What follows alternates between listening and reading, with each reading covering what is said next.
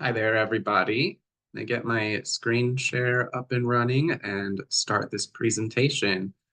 Black thumbs and problematic plants, growing an indoor poison garden, um, and the different issues that you can encounter and how to remedy them.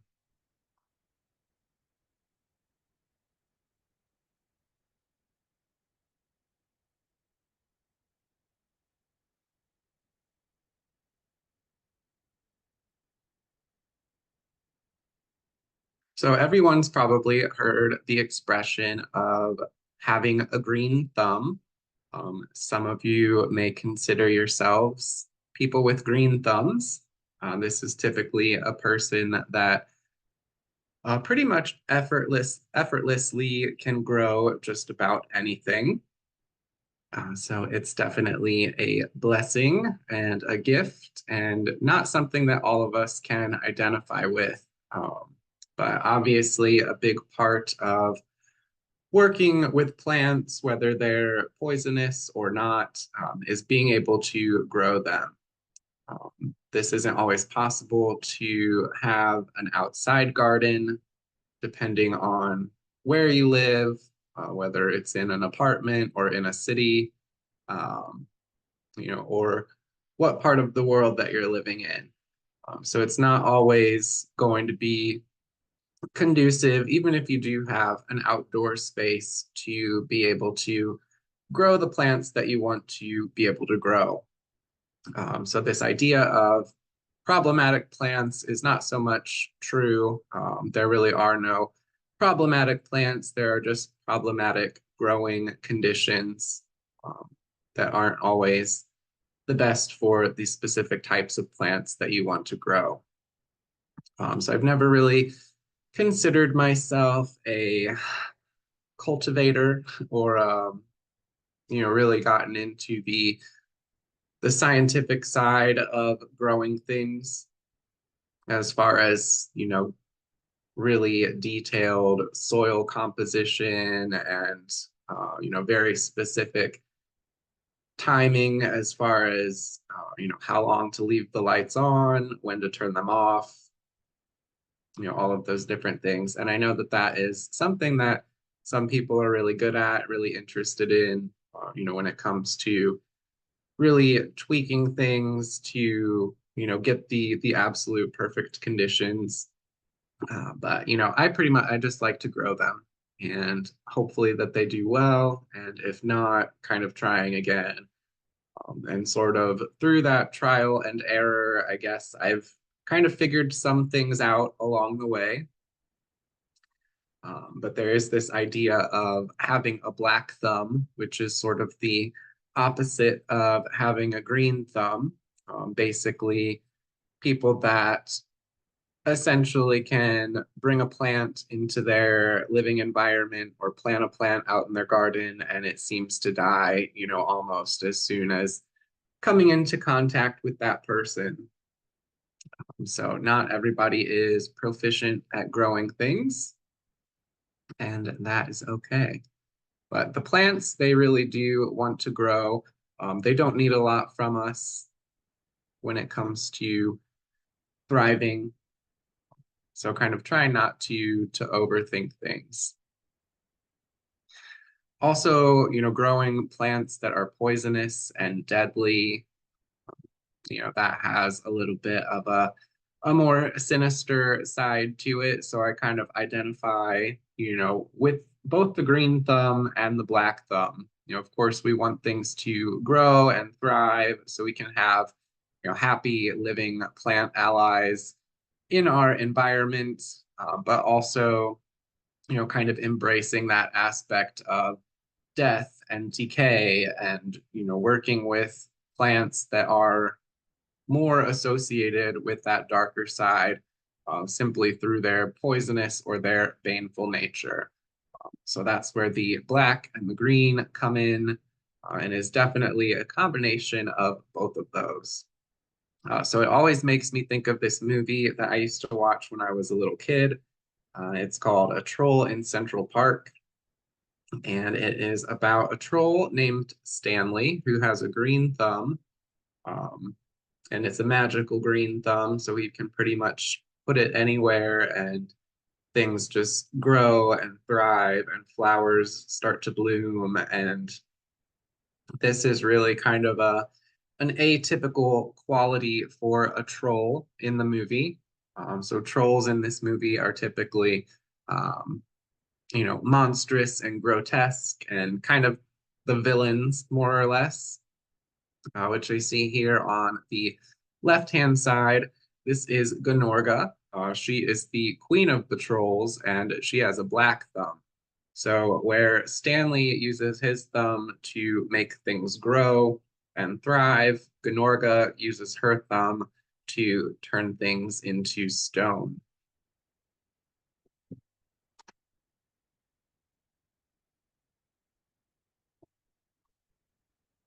So the whole growing cycle, from the very beginning of starting a seed to getting it to germinate and turn into a baby plant and then turn into an adolescent or adult plant that is flourishing all the way to the other end of the spectrum where either the plant has lived out its full life cycle or it's time for harvest, is all part of this sort of cycle.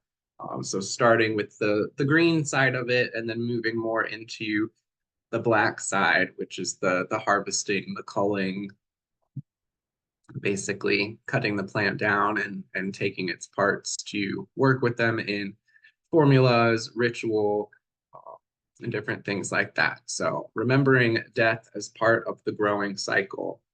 So nothing can grow or thrive without that aspect of death and decay. Even the soil that the plant is growing and living in is made up of all of this dead, decomposed, and broken down matter. So it's important to have a sense of humor when working with these primordial forces, not getting discouraged when things die, but simply observing that as part of the natural cycle of being a green practitioner and growing things. So I've included some little memes in here for the humor. This one has the angel of death sitting on a person's bed, and the person asks, "Who are you?" And they say, "I am death." And they ask, "Are you here for me?" And death says, "No, for your indoor plants." So I've never been a big fan of house plants. I guess technically any plant that you're growing inside your home is a house plant. Um, but I'm talking typically like, the green leafy things that to me aren't like super interesting. I know like there's some cool variegation and different exotic things from all over the place, rare versions of begonias or philodendrons or monsteras or whatever that may be. But my interest has always been more in herbs, poisonous plants, flowers, different things like that. So to kind of observe death as part of the growing cycle, um, recognizing that wild and untamable and uncontrollable side of nature, which is something that we're always kind of in opposition with when it comes to trying to grow things, adding that human element, plants out in the wild, they have everything that they need. And if they're growing out in the wild and already established, chances are they're going to do just fine on their own. But it's when we start to put them into a box, literally and metaphorically, planting them in a specific place that might not be the best for them, or planting them indoors, having to now remedy all of these different factors can be kind of a difficult thing. And that's when we encounter this sort of adversarial spirit of nature associated with the green devil, or just kind of this wild side of nature that does not want to be tamed and wants to be left wild.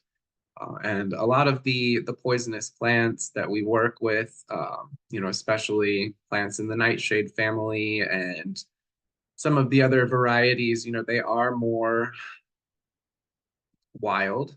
They are a little bit less cultivated. They still kind of have that feral and untamable nature to them. So, kind of paying homage to these adversarial spirits, the green devil kind of being the idea of this embodiment of the green spirit that we can work with and make offerings to, in hopes of having a better harvest, having a better growing season. And this goes back to, even pre-modern agricultural traditions and folklore, uh, making these different offerings and setting aside parcels of land to kind of dedicate to the wild and untamable spirit of nature. In some traditions, this is called the Devil's Acre, which is a small plot of land in a field that is set aside and nothing's really planted there as far as grains or like domesticated agricultural crops, but it's just kind of left to grow wild, allowing whatever kind of native species exist in that area to flourish and thrive. So that would be set aside and dedicated to the devil. So this is more so the folkloric devil who we would associate with the horned god or Pan or the Green Man, kind of that virile, masculine side of nature, that activating force that fertilizes the seed and gets everything going and growing. We can also work with the first farmer. This would be the spirit of Cain. So this is Cain from the Old Testament. And as the story goes, Cain offered his harvest because he was a farmer. So when he went to sacrifice his offerings to Yahweh, it was a sacrifice of produce and grains and things that he had grown from the earth. Whereas his brother Abel made a blood sacrifice. I think it was probably sheep, maybe goats, but I think it was sheep. But this animal sacrifice, and that was more pleasing to the god. Um, and that kind of led to the animosity and jealousy between the two brothers that eventually Cain murdered Abel, became sort of kicked out of the storyline and turned into a bad guy. So Cain is very much a patron of green practitioners as well as an important spirit ally in traditional witchcraft. So we kind of went over a little bit already about what it means to have a black thumb. Um, so I kind of take this a little bit further that, not necessarily meaning that we're killing all of our plants and that we can't grow anything, but that we choose to grow plants that are either difficult to grow or still maintain some of that wild nature, or they have that sort of baneful, sinister, and dark element to it. So this next meme is spoken from the perspective of houseplants that say, "Look at me the wrong way and I will die." And then plants in the wild, as the picture shows, we've got a literal, full-grown plant that is somehow growing on top of a power line. So just kind of pointing out that plants in the wild are very resilient and they've been here for a very, very long time. They've been here, much longer than we have been and are sort of our oldest ancestors as far as all of the living creatures on Earth. Plants and fungi being what originally populated the world before all of the little invertebrate creatures kind of crawled out of the primordial ocean and started to walk around. So plants have a way of moving and reproducing and spreading their seed without having to, walk around on two or four legs. So this idea that the plants that we were trying to grow are super delicate and needing all of these very specific things, whereas as you'll see, throughout the presentation, that when they grow in the wild, they do in very kind of unexpected ways that are a little contradictory to this idea of them, being super delicate, or if this plant gets too much water, it's going to just go into dormancy or die, or, if this plant gets too much light, it's not going to do well. So kind of learning to listen to the plants because they know what they're doing and they know what they need. And sometimes when we try to control too many aspects of their life, is when they tend to not do so well. But when we kind of let go, let them be wild and do their own thing, they seem to do a little bit better, at least for me. So when I first started growing poisonous plants, I was growing up north in Indiana and mainly growing outdoors. So it was sort of a shorter growing cycle, cooler temperatures, lower humidity, um, and the plants that I was growing would do really, really well. And then moving to the south down here in Florida, which is really like in and of itself kind of its own ecosystem with it being so tropical and close to the oceans. It's even different from other places in the South, like Alabama, Georgia, South Carolina, North Carolina. Florida is kind of its own thing. But, I had a little bit of, I guess, too much confidence thinking, oh, I'm moving to this warm place that I'm going to be able to grow things all year round and everything's going to be great. And it's just going to be, even better than it was before. And that definitely wasn't the case. So even though I was growing indoors, uh, there was a period where things just did not want to grow. I could barely get seeds started. And even when I did, they wouldn't do very well. And that got really, really discouraging because here I am, this person that works with these particular plants, and now like I can't even grow my own or have them in my own home. So that was pretty disheartening. But it's important to have a sense of humor, not get discouraged. And, uh, for me, it was about realizing that I think the plants wanted me to explore more outdoors. They wanted me to get more in touch with this new environment, the new land spirits, and kind of the different cycles of living down here before any of my old friends wanted to grow for me.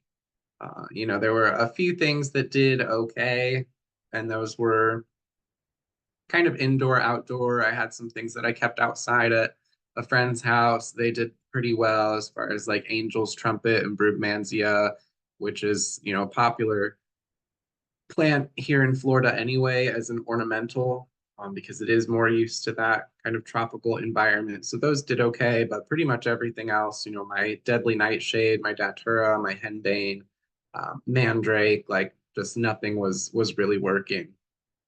And it wasn't until the past year or so that things finally decided that they wanted to grow and thrive and live here again. But it really kind of forced me out and forced me to look for plant allies in other places. So just wanting to have that connection and that rapport with the green world. Since I wasn't really able to get anything going indoors, I was taking a lot more walks and paying attention to the plants growing around me, just in my immediate area. And for a while, it was like you would go outside and almost like you're just like blinded. Like everything looks the same. You don't recognize any of your old plant friends. Like everything's new, everything's just different. The flowering times are different, the fruiting times are different. So kind of having to go through this process of just like spending time outdoors and really sort of retraining your eyes to be able to see these individual plants and pick out ones that you're starting to recognize, and finding out that there were a lot of different plants that were just in my immediate area that were, you know, poisonous or mildly poisonous or having some kind of, not necessarily psychoactive, but um, active chemical constituents that sort of set them apart from plants that didn't have that. So it was a big learning experience. And it's kind of like the plants that I wanted to grow were like, hey, we're going to take a break. We want you to get to know some new plant allies. And then once you've done that, kind of more grounded in the new environment, more connected to the local land spirits, then we'll start to show back up for you. So this slide is just about embracing the death side of growing things. So of course, having a sense of humor, also working with dead plant remains. So this would be plants that you're growing that maybe don't do so well, that die of, like natural causes, or maybe they get like spider mites or root rot or some kind of disease or decay involved in um, they're not thriving. And that having kind of a little bit different energy than harvesting a few leaves from a plant that is doing really, really well. So kind of recognizing that and tapping into that energy to incorporate into different rituals and spiritual workings. Kind of the similar idea to harvesting a plant from the cemetery versus literally anywhere else. So we could have a rose growing outside in our garden that's going to have very different properties, very different energetics from a rose that is growing in a cemetery, because it is sort of absorbing and incorporating those energies of death and decay, more so than something that's not growing in a cemetery. So when we have these plants, these fallen green allies that for whatever reason don't make it, still collecting and working with those parts in different ways. Some people may also like to hold plant funerals. So these are kind of little memorial services, recognition for plants that don't make it. A lot of times I'll go to the store and I'll buy flowers, like bouquets of flowers, and I'll just make like a little pretty arrangement um, nearby my plants as kind of a thank you and just sort of recognition for them being here. Oh, growing a poison garden. This is a photo of the poison garden in Alnwick, England. Really awesome place. So a lot of the plants that we want to grow on the poison path are considered noxious weeds. So these are known for really spreading and taking over an area and considered to be a threat or an unwanted, unwelcome plant for one reason or another. So kind of keeping that in mind, sort of this idea of cultivating poison, which has sort of its own properties of the different energetics versus growing non-poisonous plants. So we're kind of working, on opposite ends of the spectrum, kind of simultaneously, where we're, cultivating these green, life-giving energies, but then at the same time, using that to grow these plants that are technically poisonous and potentially deadly. So having that kind of dichotomy between virility and fertility and growth and life versus the potential for them to be poisonous and dangerous and deadly. And that really kind of creates almost a liminal space or liminal energy, which is why these plants are so important in magical and spiritual practice. So whether you're growing them for their medicinal, magical, or spiritual properties, or all three, just remembering that these plants are not the delicate creatures that we seem to think they are when it comes to their care. So they don't actually need us. Ritualizing your planting. So getting everything started for the season, considering timing when it comes to the day of the week or the phase of the moon or the time of the year, and incorporating some of these important days and astrological transits into our planting to kind of enhance the magical, esoteric, or occult energy that is in the plants that we're working with for magical purposes. So the 2 days that I like to work with the most for poisonous plants are Friday for Venus and Saturday for Saturn.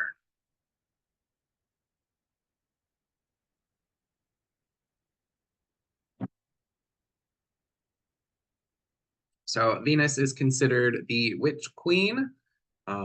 She rules over, the beauty and abundance of nature. And of course, the Venusian and aphrodisiac side of things. So a lot of the plants that we're working with, especially plants in the nightshade family, they exhibit different qualities, whether they are Venusian or Saturnian. So a lot of them have aphrodisiac properties and have been used that way for many centuries in different parts of the world. So there is this Venusian element to a lot of plants in the nightshade family. Being hypnotic, being mesmerizing and influential in that way. They do have that Venusian aspect. And of course, because they're poisonous plants, they fall under the rulership for Saturn. So Saturn kind of being the ancient agricultural deity of the golden age before civilization kind of became modernized. Um, so Friday or Saturday for planting, starting seeds, harvesting. So if we're wanting to kind of bring out more of the Venusian properties of a plant, planting or harvesting on Friday for Venus. And then if we're wanting to bring out more of the Saturnian qualities, planting and harvesting on Saturday for Saturn. And then as far as starting seeds, usually the winter solstice or Candlemas, so December 21st to February 2nd in the Northern Hemisphere. This seems to be a good time to really get things going. So kind of waking things up when it comes to mandrakes. Winter solstice is a good time to get started with that, sort of transplanting, disinterring the roots to check on their health and moving them to a bigger container. And then also, if we're working with seeds that are slower to start or require like a cold soaking period or cold stratification, kind of starting those around the winter solstice. That way they're ready to go by April and May when it starts to get warmer out. So even though we're planting things indoors, the plants still seem to kind of follow this natural cycle. So I think it's just in their genetic memory that they know what time of year it is. And so they're more apt to germinate and grow if we're still working within those different time frames. Um, winter solstice, the beginning of January, is a good time to kind of get things started. I feel like in warmer areas, where the growing season starts a little bit sooner, where living in colder areas kind of leaning more towards that February 2nd, because we don't want to start things too soon and have, little seedlings growing indoors that are, they're not getting enough light or the moisture is too high. Things just don't seem to do as well or last as long when they're started too soon. Of course, working with the moon when it comes to harvesting and planting, the dark moon for harvesting and planting roots. These would be perennials, especially things like mandrake, belladonna, wolfsbane, and hellebore. So when the moon is in that dark phase and kind of pulling that energy into the earth, that is a good time to work with those plants that are perennials and have those heavier roots. When they go into the earth during the winter time and kind of go through that death period, the dark moon plays an important role in that. And then alternately, the full moon for planting annuals and for harvesting aerial parts, leaves, flowers, seeds, so things like henbane and datura. Also want to talk about sourcing. So this is for seeds as well as baby plants. A lot of you have probably already heard of Alchemy Works. That is a really great resource for all types of magical seeds. Also has a lot of really great growing information. So everything from, deadly nightshade and mandrake to skullcap, bryony, a lot of the more traditional kind of witching herbs you can get seeds for at Alchemy Works. Phytonosis is another US-based plant practitioner, supplier. They do offer baby mandrakes certain times of the year, as well as mandrake seeds. I think it was mandrake specifically that I was having them listed for, as well as the mandragorium. Um, both of those great resources for not only sourcing the seeds and the baby plants, but also getting information on growing and supplies and all of the things that go along with, growing and taking care of these plants. The next one, of course, is strictlymedicinalseeds.com. They're really well known for selling the baby mandrakes as well as seeds for a number of poisonous plants, medicinal herbs, and that a lot of times they sell out pretty quickly. So it's good to get on their newsletter, their mailing list to find out when they're going to be restocking these things. Another good one that I've used for a number of years is companionplants.com. They're based out of Ohio. They do sell seeds, but they also sell a number of baby plants and cuttings and things that are already started and established and growing. So with a lot of these, it's tricky to not only get them to germinate, but get them to survive and become mature plants. So while you're trying to get things started from seed, it's also nice to have some things that have leaves on them that are already growing. So I'm a big fan of getting baby plants, especially when it comes to deadly nightshade and wolfsbane, because those two are just really notoriously hard to get to germinate, and they can take a really long time and be kind of discouraging. So getting the baby plants that are propagated from root cuttings is super helpful just to kind of get things going and start working with them while you're figuring out the seed side of things. Frozenseeds.com is a supplier of fresh seeds. So they're not dried. They come in a little capsule and they're frozen. which helps with germination with some of them, that they are fresh and ready to go. Another one that I've used for a number of years is magicgardenseeds.com. This is based out of Europe. I can't remember the country. I don't know if it's Germany or the UK, but they do ship internationally, and they have a really wide variety of traditional, medicinal, and poisonous plant seeds.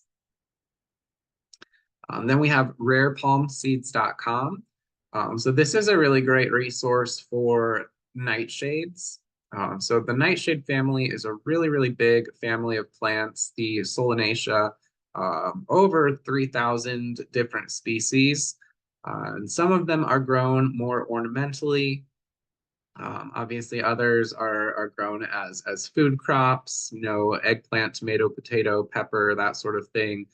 But there's a lot of different varieties of the Solanum genus that have really pretty flowers and get really interesting fruits, and are just kind of fun to grow. Some of the more obscure, I guess, nightshades that are part of this family that we work with.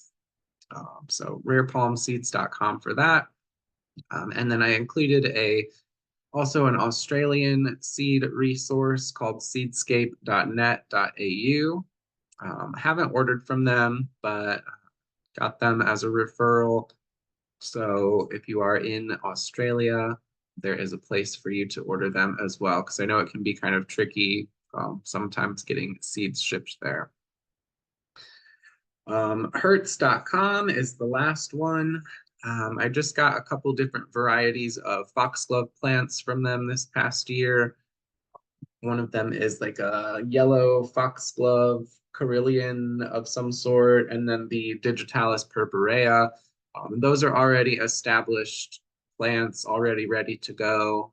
They come potted, so you don't have to start those from seeds. And I think that they had a couple of other plants as well that would be of interest.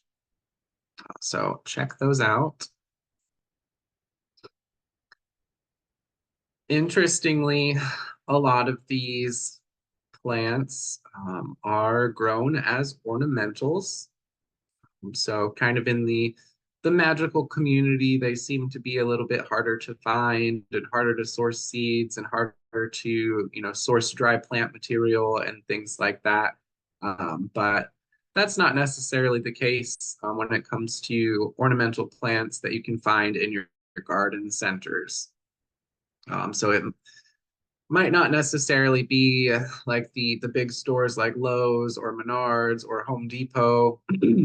There have been some cases where I found hellebore plants at I think it was Lowe's, and Big Lots I know has had daturas in the past, and of course foxgloves. I've found those at some of the bigger stores, but also plant nurseries. So places that are strictly specializing in plants for the garden, usually places that are open seasonally. A lot of these, while they are poisonous and have all of their magical associations, they're really kind of sought after for their beauty and their flowers. So I've found things like monk's hood, hellebore, datura, angel's trumpet, foxglove. All of these you can find at your local nursery or garden center, already growing and thriving and not having to worry about getting things started from seed. So seed growing, it can be really rewarding, but it can also be really tedious and discouraging. And if you can find, baby plants or established plants and get them growing, working with them while you kind of tweak your seed starting technique, that's kind of a way to get a head start and be able to work with them a little bit more quickly.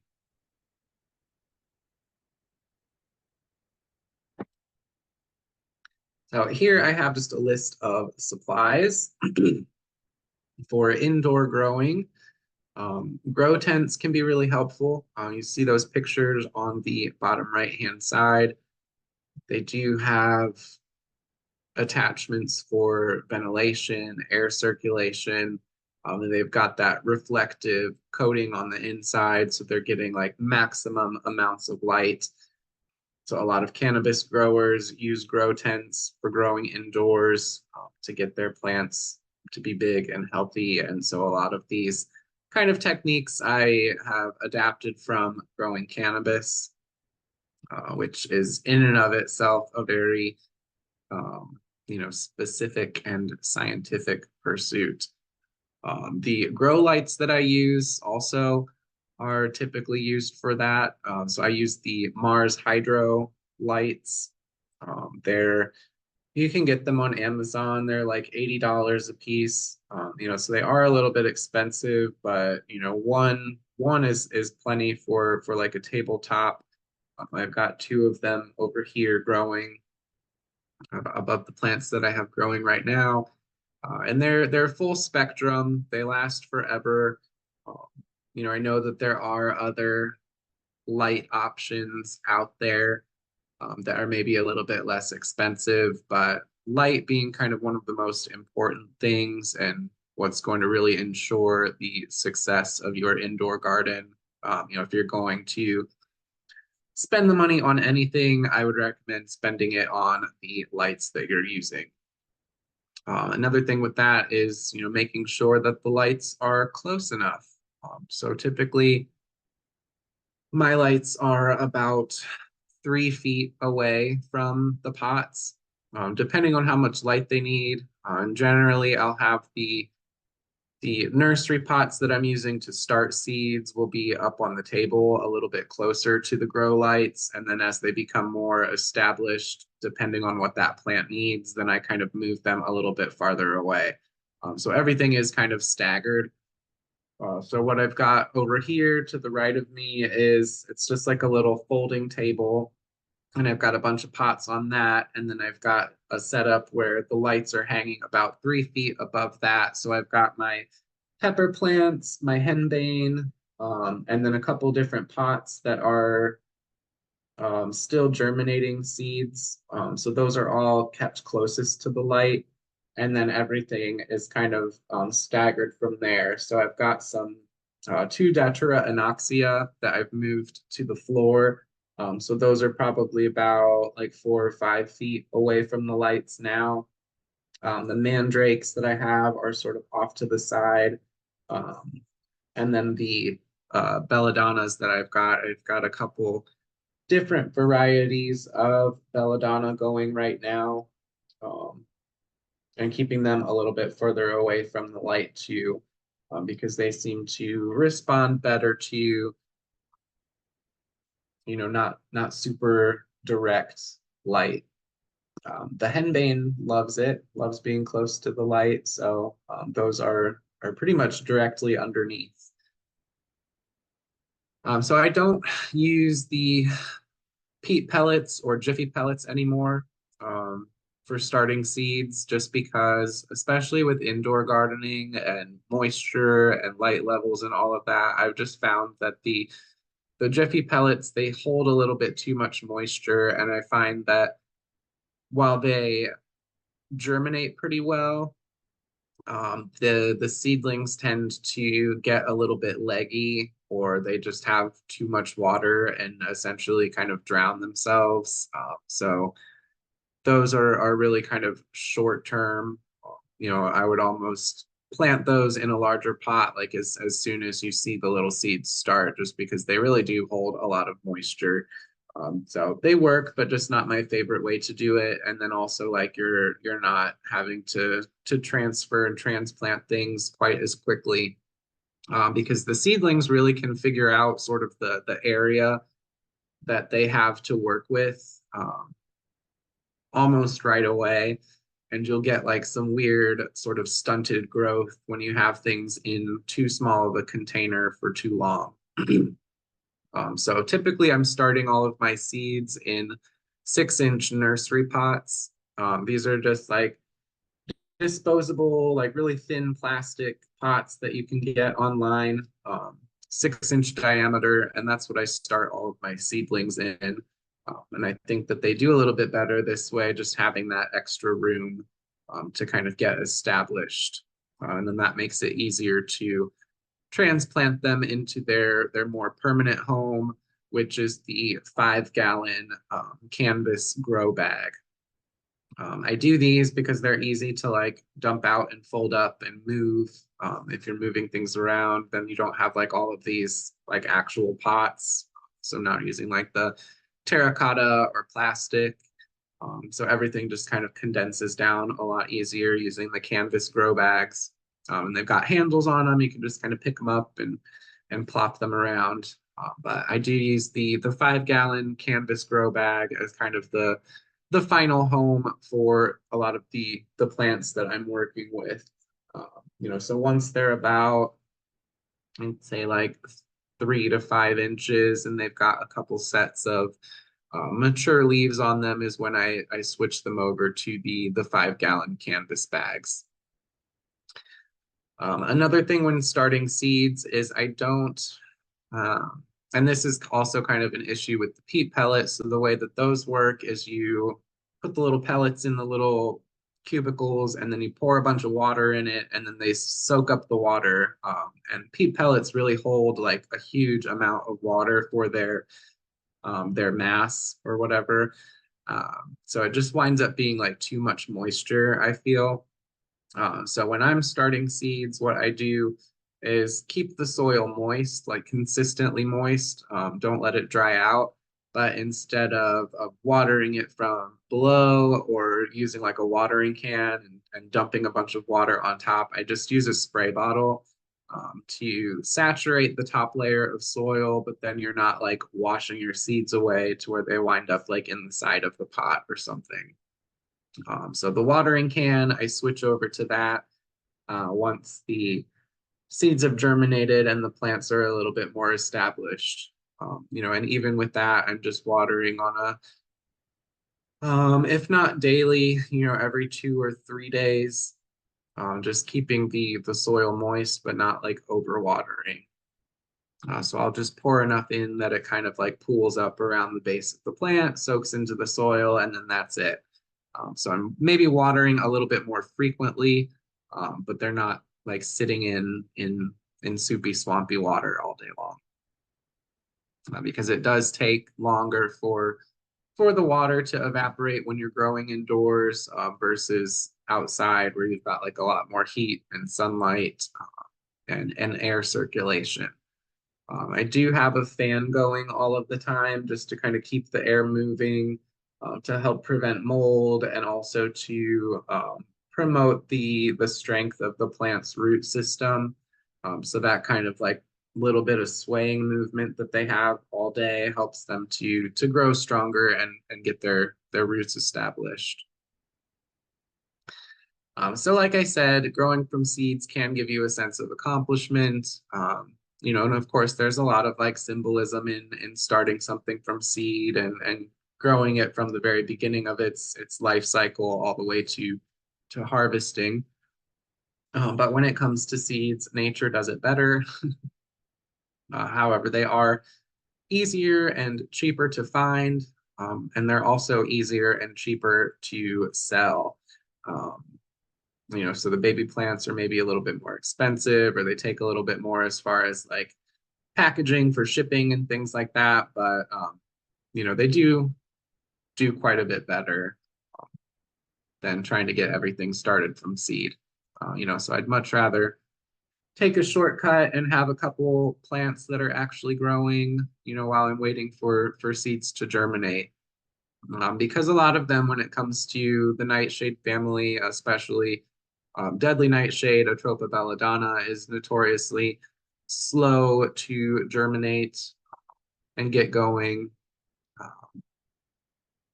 Same thing with henbane. I find that one, sometimes it pops up really quickly.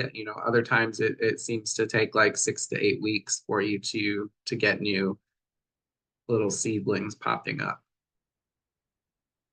There are techniques of cold soaking and cold stratification that we'll talk a little bit about, but mainly just plant them, just get them in the ground and keep the soil moist, and they will come up when they're ready. I have a few other plant pictures that I put here. Um, a lot of the focus being on like the traditional witching herbs or ceremonial plant medicines of other parts of the world when it comes to the poison path and growing a poison garden. But there's also a lot of other plants that fall into that category as well that are maybe not necessarily deadly poisonous, but have some of those, similar elements and energies that we can work with as poison path practitioners. So here on the left-hand side is a picture of a pepper plant. This is a Dracula pepper. It's got really dark green leaves that are almost black, and then it gets really, really pretty star-shaped purple flowers. Um, Black peppers, so it looks like a black jalapeno, so kind of the Gothic garden vibe. But they are in the nightshade family, and just because they are not a deadly poison or a psychoactive plant, doesn't mean that they don't exhibit some of those similar Saturnian nightshade kind of energies. So peppers are super easy to grow. I've got quite a few of them over here that were gifted to me in October. Got some Thai chilies, Scotch bonnet, hot lemon, Dracula pepper, uh, kind of growing amongst my more baneful nightshades. Another one here in the middle, we have pothos, which is a very popular indoor plant. It actually grows wild here in Florida, like all over the place. It's really easy to take care of, really hard to kill. So if you're not a great plant keeper aliver, pothos is one that will do really well. It's light requirements, watering requirements, and all of that. It's all just pretty laid back. And it also is, technically poisonous in certain scenarios. It contains oxalic acid. So if you eat the leaves, it will, feel like you're basically chewing on needles. Also a plant of a vining nature, so boundaries, binding, protection, different things like that. So kind of poison path adjacent. And then to the right here, I have a Venus flytrap. I actually got one from Home Depot this year, and it did really, really well, and it was happy enough that it actually bloomed. So that was really cool. And for me, I think Venus flytraps have kind of that baneful poison path kind of vibe to it too, just because they are carnivorous. So the energy there being a little bit different than a non-carnivorous plant. So there are a lot of different options, when it comes to growing an indoor poison garden. And interestingly enough, a lot of the house plants that I mentioned at the beginning, the ones that haven't really stood out to me as far as like stuff that I want to grow indoors. A lot of the house plants or traditionally like plants that we would call house plants are poisonous in one way or another, or do kind of have like a baneful element to them when you look into their chemical composition, growing habits, and things like that. So, what seems to be just a common ornamental house plant is actually, a potential poison path ally. So hopping back to the nightshade family, these are just a few things that I've added for each of the big name plants in the nightshade family when it comes to growing them. So we'll start with Datura.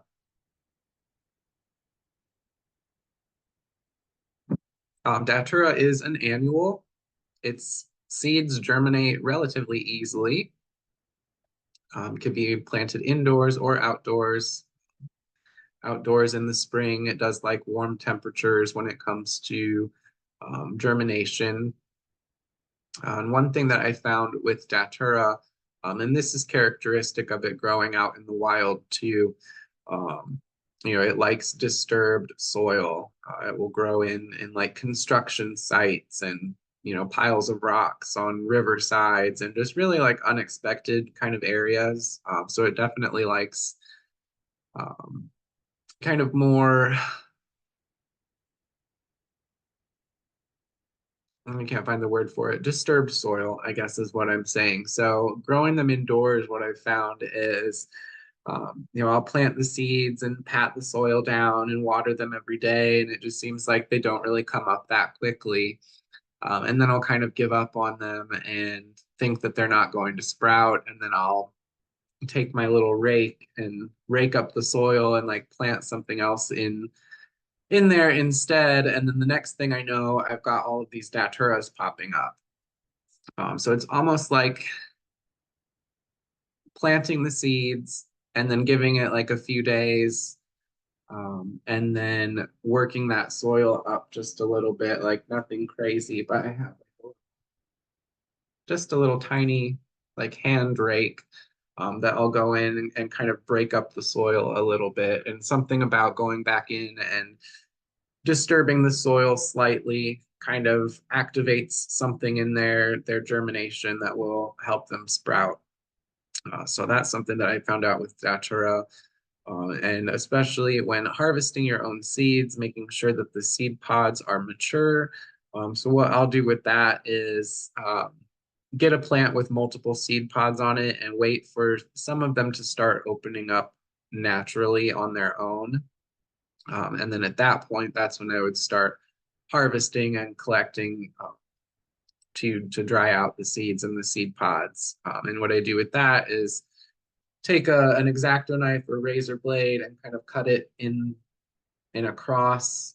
You'll see it kind of has like a natural like four chambers on the seed pod. So getting them to open up if they're not already opened, um, so that the moisture is not held inside there.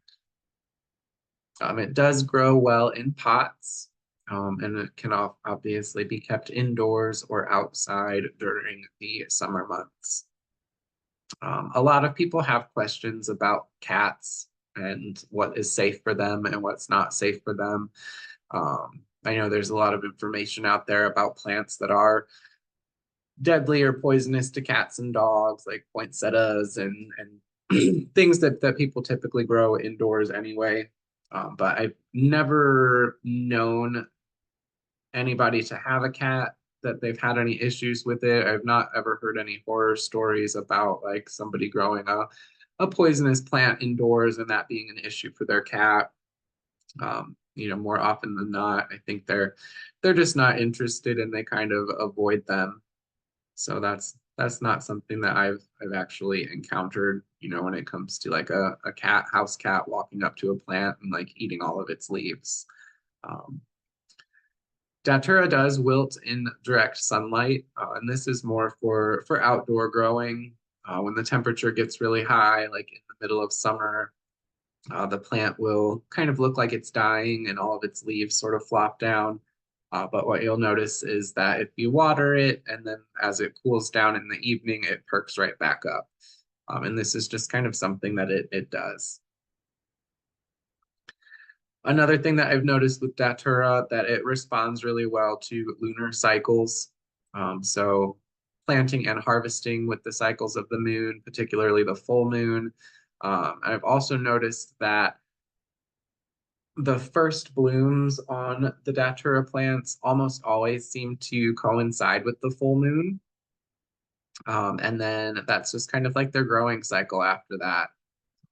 And if you have a plant with a lot of flowers that it's cranking them out like on a daily basis, it's obviously not going to follow this rule, real strictly, but I have noticed that it does kind of correspond to what the moon is doing.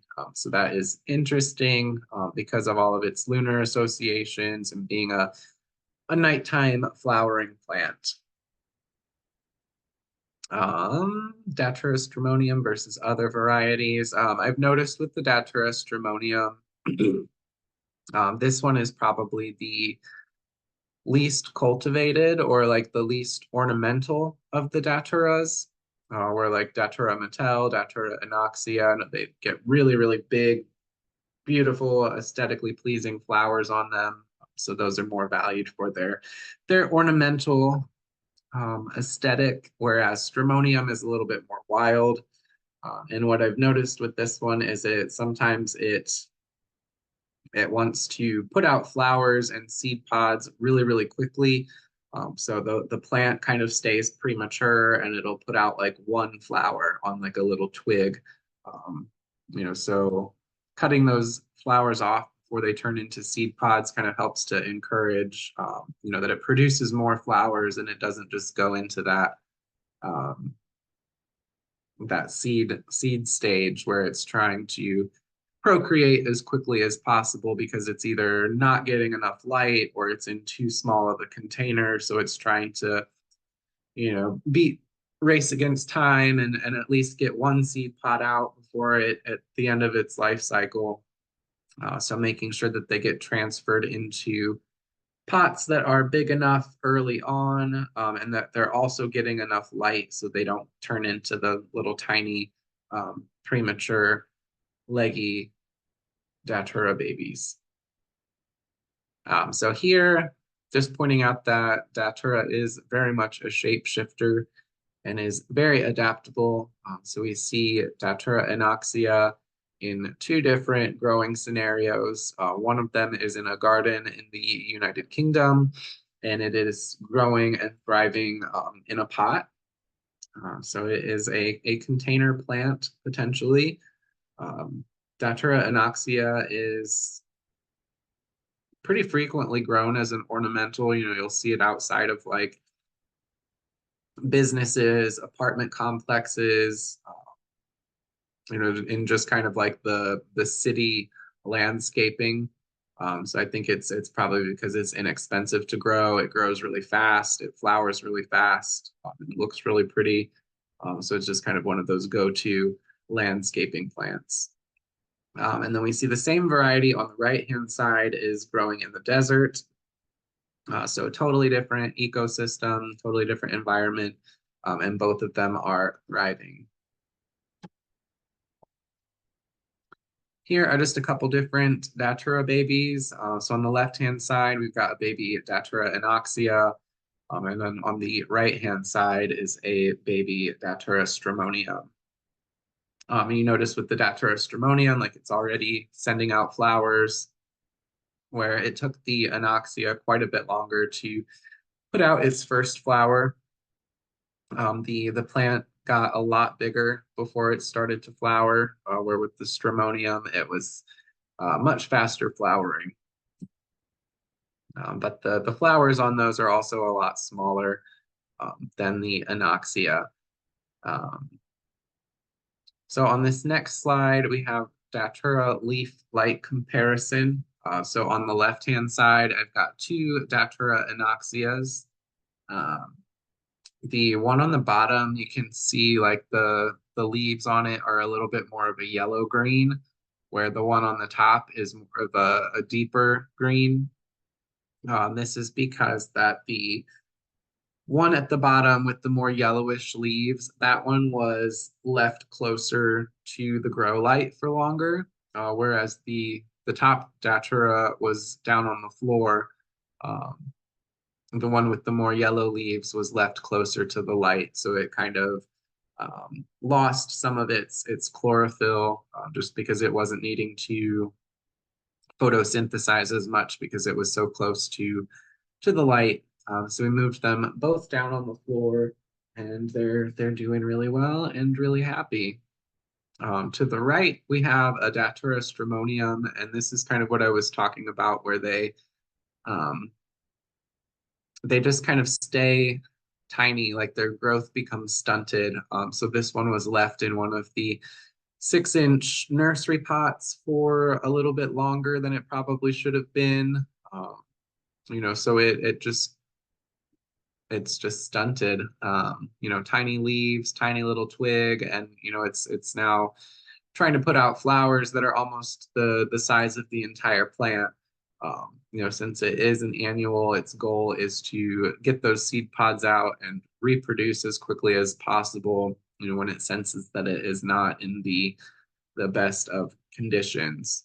So that's why it's important to get them into a bigger pot as quickly as possible once that seedling is established, because it has a sense for the size of the container that it's in. So you'll get a lot more leaves and plant material. So I'm switching it over to that bigger container a little bit faster. Now we have henbane. So henbane is comparatively easy to germinate, compared to things like mandrake, wolfsbane, deadly nightshade. Henbane pops up pretty quickly and pretty easily. As you'll see on the left-hand side, we've got some baby henbane plants, and then there's a whole bunch of little tiny, tiny ones down there growing in the same pot at the bottom. So they do germinate really well. The only thing with these is making sure that they have enough light and that they're not getting overwatered when they're in that little baby stage. Or they'll do the same thing and you'll kind of get like a really leggy, sort of miniature henbane plant. Um, where in reality, when they're doing well, the plant itself and its leaves, they get really, really big and they'll almost like fill out that entire 5 gallon canvas pot and grow to be, a few feet tall. Indoors, you're probably looking at like 3 feet maximum. Outdoors, I've seen some that are, 4, 5, 6 feet high. Some really, really big plants. So overcaring is the biggest killer of henbane plants. So easy to germinate, but not necessarily as easy to keep alive. One thing with henbane is that they like a really sandy soil. So I use a combination of cactus mix and then sand. So like beach sand, landscaping sand, and that just gets mixed together. Watering, keeping the soil moist until the seedlings have sprouted. But again, I'm just kind of watering them just enough to moisten the soil and not really like saturating them, and just kind of let them do their thing. And they're very weedy. They've got like their own sort of personality, own sort of cycle when it comes to how they want to grow. So I've had plants that will be really big and lush and fluffy, and the leaves are almost as big as your hand. And then I've got other ones that it'll just be like a really long little twig with tiny, tiny little leaves on it. And that's kind of what you see pictured over here, to the right. One cool thing about henbane is that it's got all of these little hairs all over it. And it's almost like a sticky kind of a texture. So I noticed that my henbane plants were also kind of acting as fly traps. So a lot of the little gnats or fruit flies that live in the soil would, just get stuck to the henbane plants and die there. So here's another example, and you can kind of see more so on this photo to the left, how big and lush those leaves are getting. So that's kind of all at the bottom of the plant, and then the flower stalk comes up from the center.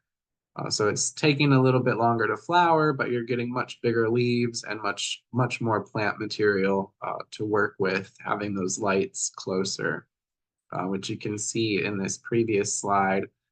This image on the right-hand side, the leaves are much, much tinier, and it's just sort of like a miniature version of what it could be. And then here we have the flowers on the same plant. So that one did really, really well, and it actually, came up and grew really, really quickly. Went to flower like a lot faster than expected. Henbane, we could consider a wasteland plant, or also, liking disturbed areas. So here I've got some photos of henbane growing in just really rocky, really sandy, arid kind of soil. And, doing really well, living its best life. So, just making sure that whatever soil mixture that you're using, it is not going to hold too much moisture. With all of these plants, I avoid any kind of like potting soil, just because it holds way too much moisture. So I'll use, either a mixture of cactus mix and sand, like for the henbane, or for the datura, it might just be cactus mix, or I'll add in like some orchid bark or perlite to kind of, um, break things up and make it so that the soil isn't like super compacted. That seems to do really well. But just avoiding like your typical potting soil. I do use it's just like an organic soil for container gardens, indoor, outdoor, but it's not potting soil. And then we come to mandrake. Um, so mandrake can take 1 week to 3 months to germinate. So it's one of those things that, just don't give up on it, because you may plant mandrake in a little pot and think that it's not going to do anything and then forget about it. And then the next thing you know, you haven't paid any attention to this empty pot for a while, and then all of a sudden you've got little baby mandrakes popping up. You can also use the cold stratification or cold water soaking method, which would be to take the seeds and put them in a little container of cold water in the refrigerator, changing out the water and replacing it with new water every couple of days. Do this for 3 to 4 weeks before you actually plant it in the soil.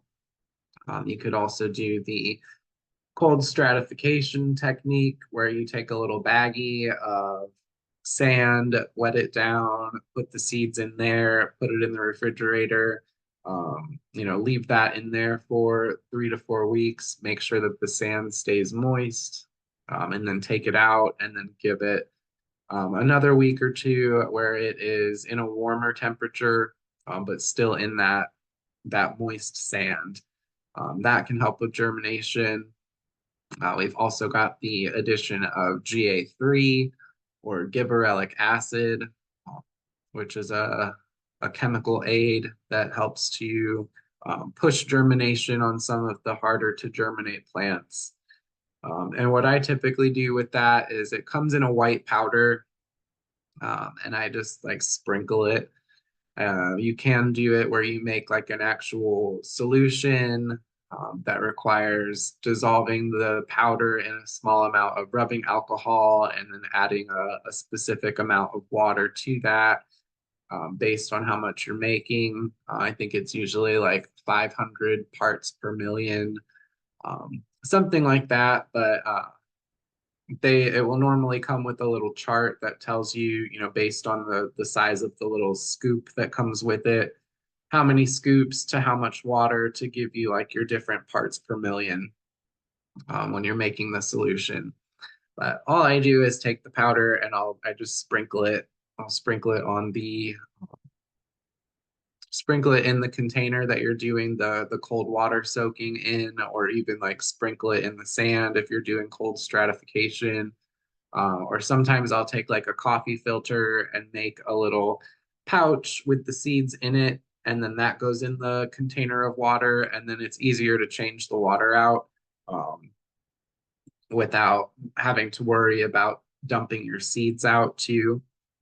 So take like an empty vitamin bottle and fill that with water. And then that's what I'll use to hold the seeds and put them in the refrigerator. But I just take a coffee filter, put the seeds in there, sprinkle the GA3 on it, and then rubber band it so it's in like a little pouch, and then that goes into the water in the jar in the refrigerator for 3 to 4 weeks. So it's just easier to switch the water out when everything's in its little coffee filter pouch. So mandrake prefers sandy soil as well. The mixture that I found that does really well is cactus mix, lava rock, and orchid bark. So they do like a sandy soil, which is where the cactus mix comes in. The lava rock and the orchid bark helps to, since it's a really heavy rooted plant. It helps to make it easier for the root to grow and to kind of do its thing. Having some of those bigger pieces of orchid bark and lava rock in there, that way that the soil doesn't get too compacted and stunt the growth of the root or hold on to too much moisture, causing the root to rot. So basically, like it's keeping more air pockets in the soil that make it easier for the root to kind of feel around and spread out. And when starting seeds, keep the seeds warm and under light until sprouted. Once they're established, they prefer more indirect light. So in my whole setup, I've got the lights over top of my table with the henbanes and the peppers under that. And then the mandrakes are kind of on their own little platform off to the side. So they're still getting light from the grow lights and light from the window, but it's just a little bit less direct. And especially with mandrake, we want to avoid underwatering and avoid overwatering. Um, so misting the water on the soil around the crown every 2 to 3 days when it's beginning to come out of dormancy. Just enough to let it know that there's water available. And then once it starts sending out leaves and going through its growth cycle, that's when I'll water it with the watering can. And again, I'm not like saturating the soil. I'm just putting enough in to wet the area around the crown and let that absorb, and that's it, and that's fine. So the older the plant is, the larger the root is, the more leaves that it's sending out, the more water it will drink. Because it can be kind of finicky, and if it's getting too much water, it can get root rot. If it's not getting enough water, it can go back into dormancy. So, for me, intuition is kind of a key when it comes to watering this plant. I don't really use a very regimented and specific watering cycle. It's really based on intuition, which kind of winds up being, maybe every 2 or 3 days. And again, it's like just enough water to get a little pool of water around the base of the plant, and then that's it. So I'm not like saturating the entire pot. Some days I will, or sometimes I'll leave for the weekend, so they go without water for maybe 3 or 4 days. So prior to leaving, I'll give them a little bit more water than I typically would, if I'm at home on a regular basis. I mentioned dark moon with mandrake because it is one of the perennials.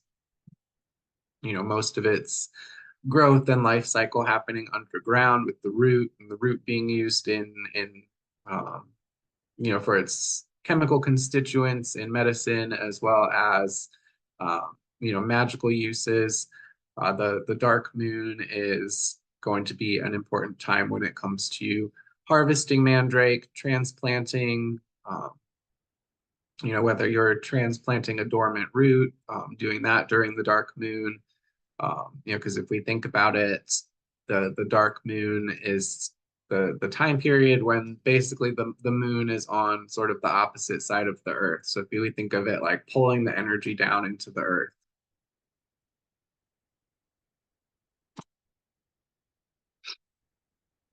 A few photos here, just showing the different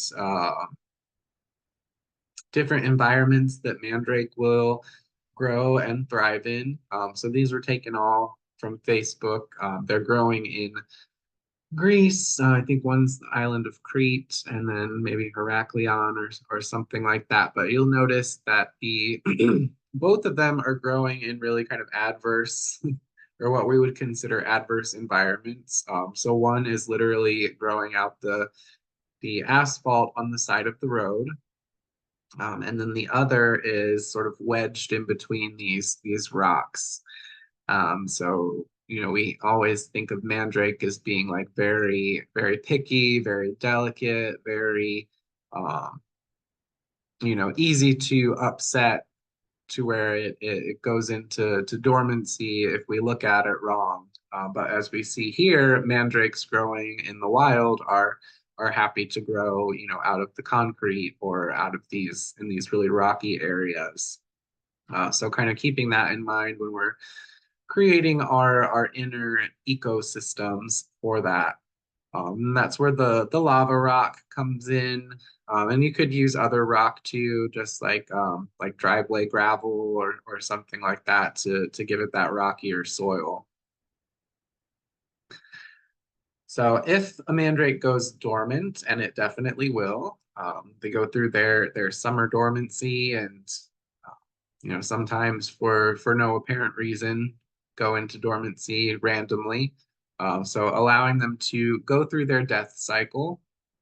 Um, do not water during this process. All of the leaves will kind of wither away, turn brown and die. Of course, you can save all of those for magical uses. Um, but the root itself will go into its dormancy. This is a good time to actually dig the root up. So, being very, very careful not to break pieces of it off, but disinterring the root, and you're able to, work with the root itself out of the soil during this period. Um, and then transplant it if necessary to a bigger pot, depending on how much it's grown.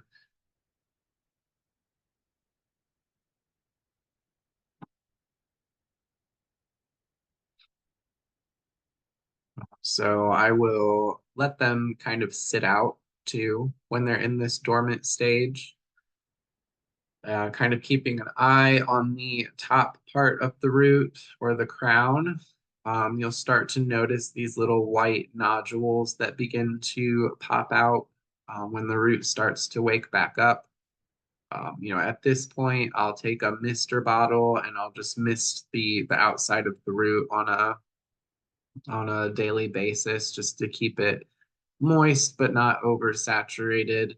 Um, and then as it starts to develop those little nodules, that would be when it can be transplanted.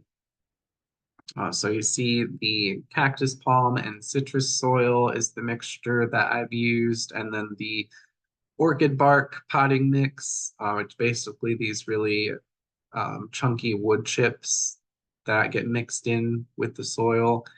And then I like to build up a little mound, um, so that it's not like sitting in a reservoir, but actually kind of like a hill. And then the root is in that, and that helps the water to kind of drain off a little bit better. So for this one, especially as it's coming out of dormancy, I water it with a spray bottle. So just spraying the surface soil so it's moist, and then once it starts to get a few leaves on it, that's when I'll switch over to the watering can, giving it a little bit more saturation. Oh, and then here it is getting a little bit bigger. You can also see the little mandrake gnomes. So I've got little gnome statues in each of the pot, kind of like a little guardian representation of the mandrake spirit. They've also got their own special stone that stays in the pot with them too. And then we come to Deadly Nightshade. With Deadly Nightshade, again, I mentioned cold stratification. This helps with the germination process, going through that cold soaking period, which mimics the winter snow melt. I've gotten them to germinate, leaving them in the refrigerator for, just 24 hours and then planting them. Um, I've got some Atropa caucasica, so Caucasian belladonna, and the regular Atropa belladonna. And then I also started some Atropa baetica. That one hasn't sprouted, and it's been probably 2 months now. But the Caucasica came up really quickly. That's doing really well. So I didn't do like a super long cold soaking period with those. I was a little impatient and basically just planted them. So the one came up really well and the other one didn't. But again, the GA3 or gibberellic acid is super helpful when it comes to, especially deadly nightshade, monkshood, mandrake, which are just kind of notoriously hard to get to germinate. Especially if you're dealing with dried seeds or seeds that aren't, freshly harvested. The GA3 you can find on eBay. I don't know if you can find it on Amazon. I think it was eBay where I had the best luck finding it, and it's a little bit expensive, but just a tiny amount goes a really long way, and it can be really helpful in getting these to germinate. Deadly nightshade does like alkaline soil, so think like garden lime, which is powdered limestone or chalk. So it likes a real like chalky soil, bone meal, and soil that is rich in humus. So think like decomposing leaves and things like that. It is a perennial, so it has that sort of extra connection to death and resurrection, kind of going through that death period where all of the life of the plant goes underground and into the root, and then coming back up in the springtime. Pestilence is a big thing, whether growing indoors or outdoors. So like spider mites, aphids, gnats, molds, fungus, root rot, um, all of the potential things that can go wrong with growing plants. Some of the stuff you just have to kind of deal with and hope that everything is okay. So when it comes to mold, one thing that I've noticed, and it's more humid in Florida, but also like I'm growing indoors with the air conditioning on, so it really can't be that humid in here. Um, but I noticed at the very beginning of the growing season, there is a lot of mold on the tops of the pots, and then all of a sudden it just kind of goes away. So I don't know if it's just kind of a seasonal thing, like where I'm at, where like we go through mold season and then it goes from mold season to fruit fly season or gnat season. And then we've got like little gnats flying all over the place. But cinnamon powder has been super helpful for fighting mold, excuse me. So I'll just take like the powdered cinnamon shaker and shake that on top of the soil in each pot after I water it. And that helps to, kill any existing mold and prevent any new mold from growing. You can also sprinkle your mandrake roots with mold powder just to kind of protect them, or sprinkle your mandrake roots with cinnamon powder um, to help prevent any mold or rot from growing on them. Another thing that is helpful, and this is more of like a pest control for insects and things like that, and also like incorporating the spiritual effect or spiritual energetics of tobacco, being another important member of the nightshade family. We can do tobacco water, which is sort of an offertory formula, but then it also serves the purpose of acting as an insecticide. So you can, grow your own tobacco, use your own fresh, like Nicotiana rustica or Nicotiana tabacum, basically creating like a water infusion. Another thing you could do is either, go to the cigar store and buy a couple of cigars and break those up and put them into a spray bottle with water, or even like the loose rolling tobacco. So basically just creating a tobacco water infusion that you can then spray on the leaves of your plants and on the soil to help um, kill any insects and prevent any of them from returning. Of course, there's things like neem oil, which can be used in a similar way, but that's something that almost needs to be applied on a daily basis, and then things like hydrogen peroxide that can be sprayed on the soil to help prevent mold. Um, even like a little bit of Dawn dish soap mixed in with water, sprayed on the plant for the same thing. But it's just kind of something that comes along with it, and that's also part of embracing sort of that black thumb death side of working with growing things. Sometimes mold happens, and we try our best to control it and kill it and get rid of it, and then sort of move on. And it doesn't always work out the way that we want it to, but it's just kind of this ongoing battle between these like death and life cycles. Fruit flies, I call them fruit flies, but they're actually, like, I think, fungus gnats. These little tiny little flies that live in the soil and just fly all over the place. You may have seen one or two fly across the screen while I've been doing this presentation. And I think that seems to kind of be a seasonal thing for here in Florida too. So I don't know if everybody's dealing with that like I am. But there definitely seems to be a period of time where like the gnats just go crazy. So I've tried a whole bunch of different things for those just to help control them.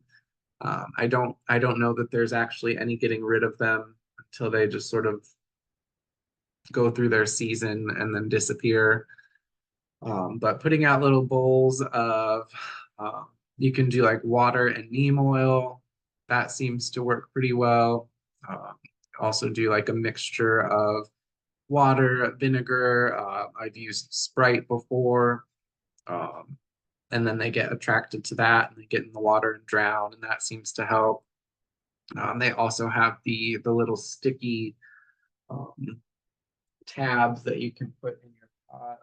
Those are really helpful because they pretty much stay on the soil and live on the soil until you start like moving your plants around and then like watering them. And then the next thing you know, they're flying all over your apartment. So they've got these little yellow sticky things that you can get on Amazon uh, that are super helpful because then they just kind of stick to them before they even have a chance to go any further.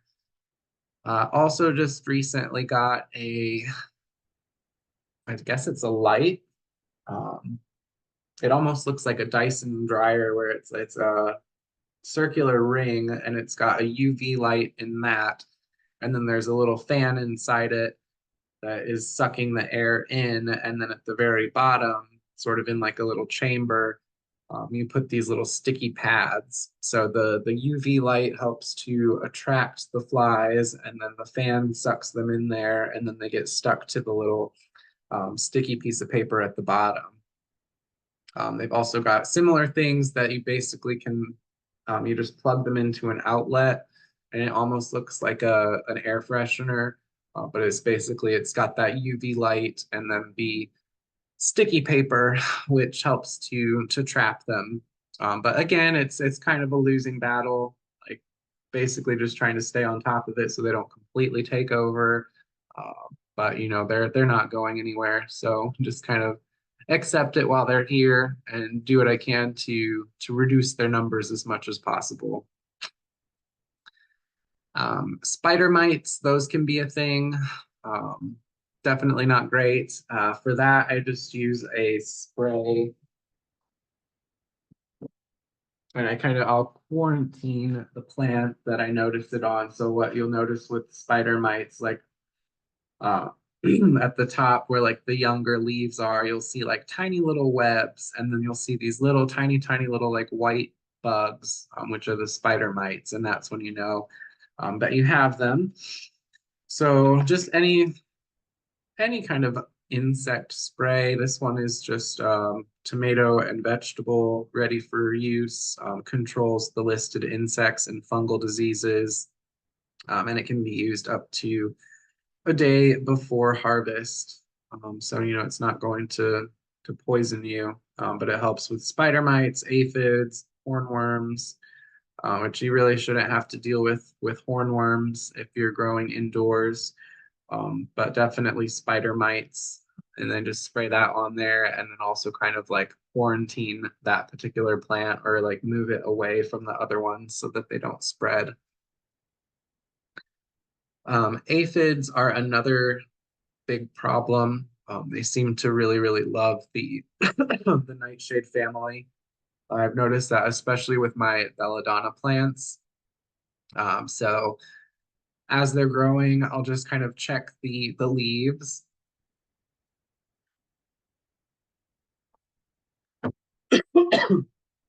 And they seem to like the younger leaves. So as they're just starting to open up, like I'll just check them and kind of like take a really close look and see if there's any aphids there or not. They don't seem to be as much of an issue for indoor growing, but I have noticed that with the baby plants that I've ordered from other places, they usually already have aphids, or they'll probably like their little eggs are in the soil. So just kind of keeping an eye on them for like the first month or so that you get a new baby plant from a nursery. And you can use the spray to get rid of them. But another thing that I like to do is just really gently just pinch your fingers along each leaf and kind of smush them. Uh, that seems to be the most effective, and it's also really satisfying to just kind of get rid of them that way. So staying on top of it like that, but definitely more of an issue, with outdoor growing. So just, important to check your leaves on a daily basis, and if you're spending some time each day, like watering the plants, looking at the plants, getting to know them, which I think that you would be doing as a spiritual plant growing person, wanting to spend time with them throughout their entire life cycle. Just keeping an eye on them on a regular basis is probably the most proactive way to avoid, um, a aphid takeover, or like I said, the hornworms, which aren't really an issue for indoor growing, but they can cause like just disastrous effects for outdoor gardening, especially with like tomatoes, daturas, things like that. The hornworms can really devour a lot of your plant material pretty quickly. So just checking on them regularly, spending time with them, and just being vigilant. So that is pretty much the presentation. I hope some of that stuff was helpful for you guys. You can find a lot of growing information and seed starting information in the Poison Path Herbal. That's kind of all written out in a little bit more detailed format. Um, Also, check out the blog page on the poisonersapothecary.com/blogs, which is where I've got all of my articles, plant profiles, and things like that that you can read, at your own leisure. I've also got the Poison Path Grimoire coming out in November. The official release date for that is going to be November 5th.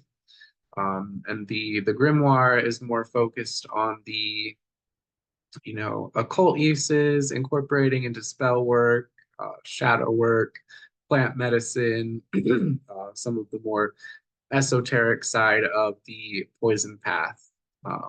There are a lot of recipes, formulas for different anointing oils, smoking blends, incense, and things like that. So super excited for that to come out. So thank you for watching. Thank you for subscribing. Going to be releasing this on Patreon for the Pharmacos tier subscribers. So appreciate your interest and support, and we'll see you next time.